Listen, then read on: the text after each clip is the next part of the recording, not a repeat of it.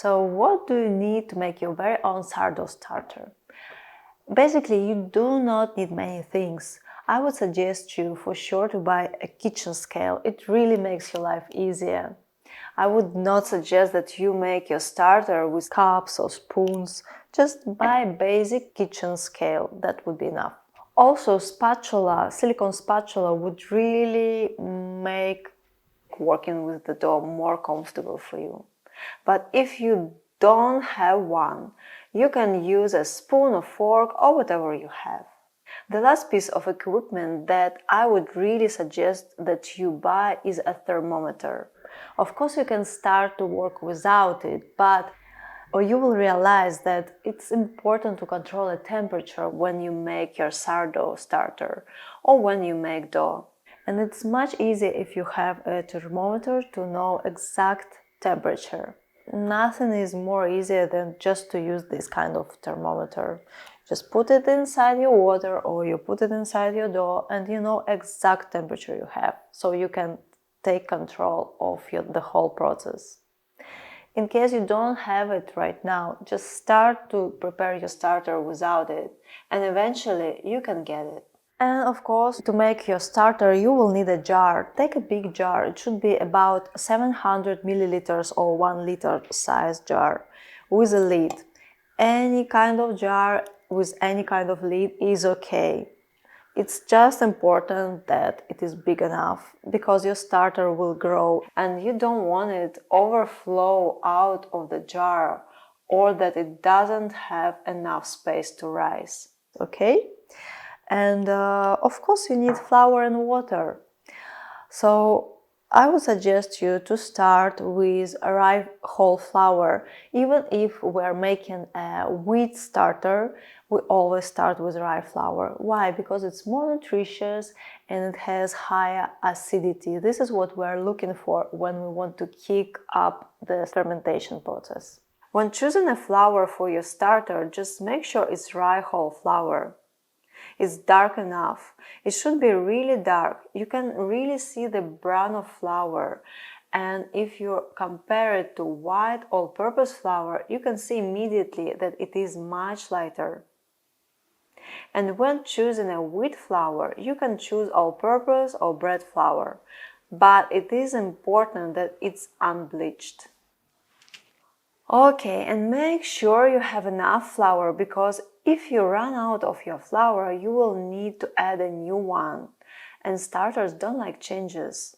So you will need to do it very slowly by mixing the new flour into the old one. The whole rye flour really helps us to kickstart the fermentation because of its acidity, and it's more nutritious than all-purpose or bread flour.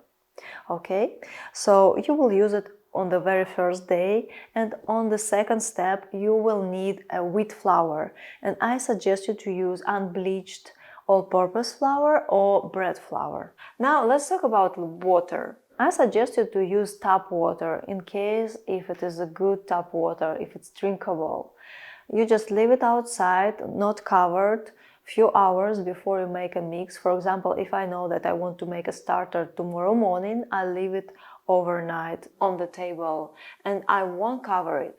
Otherwise, you have to use bottled water. That is less convenient, but also you can do it, and once you make your starter, you can always switch to tap water. Okay?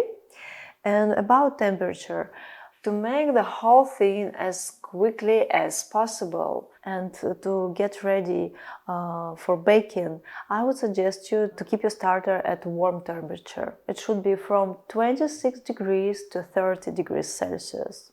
So how you get it around 26 to 30 degrees at home?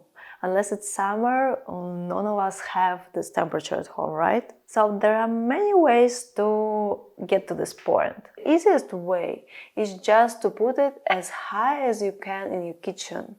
Maybe on the highest shelf or somewhere else, because in the kitchen all the heat goes up. So the higher you get, the warmer it is. Otherwise, you can always use your oven. Just put the light on and light warms up the oven. So you don't need to switch on your oven, just put the light on. And in this case, it might be even hotter than you need. What you can do, you just put some spoon between the oven and the door of the oven, so that there will be some air circulation, and you will get to the right point. You will get about 30 degrees Celsius, like that. If you cannot switch on light separately from the oven, just switch on your oven for a while, switch it off, put your jar inside, and keep your eye on it. Once it cools down, you can again switch it on. What might be more convenient is to also put boiled water inside. Take a bowl with hot water, boiled, put inside next to your jar, and it will heat up the whole oven and also your starter. If your oven is busy, is occupied, you can use some big bowl or container and put the hot water inside next to your jar and cover the jar and the bowl together. So basically any way to make the temperature warmer is good. Just find the warmest place in your home and place your starter there. It also can be near a radiator. Just make sure you don't put it directly on it. Put it next to it, or just put something between jar and radiator. Also, you can use heating floors.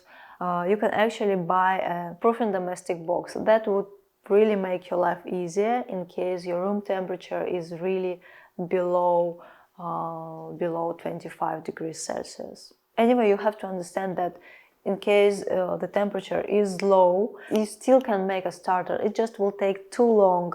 The fermentation will be very slow, and it will take you a lot of time and flour to make a starter. So I would really suggest finding a way to make a perfect temperature and kickstart the fermentation.